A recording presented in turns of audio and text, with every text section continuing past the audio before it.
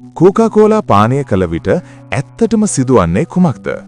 කෝකාකෝලා ඔබේ ශරීරයට ඇතුළු වූ සෙනින් එහි අඩංගු අධික සීනි ප්‍රමාණය ඉතා වේගයෙන් රුධිරයට අවශෝෂණය වේ. මෙහි ප්‍රතිඵලයක් ලෙස රුධිරයේ ග්ලූකෝස් මට්ටම ක්ෂණිකව ඉහළ යන අතර එය පාලනය කිරීම සඳහා අග්න්‍යාශය මගින් ඉන්සියුලින් හෝමෝනය මුදා හැරීමට පටන් ගනී.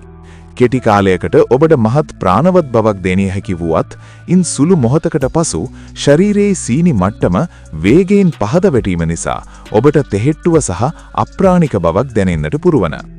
කෝකාකෝලා වල අඩංගු කැෆීන් මගින් මධ්‍යම ස්නායු පද්ධතිය උත්තේජනය කරයි.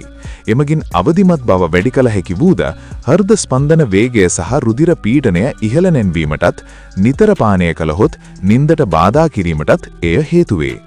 එමෙන්ම මෙහි ඇති ෆොස්ෆරික් ඇසිඩ් දත්වල එනමලය දුර්වල කරන අතර එමගින් දත් දිරා යාමේ අවදානම වැඩි කරයි.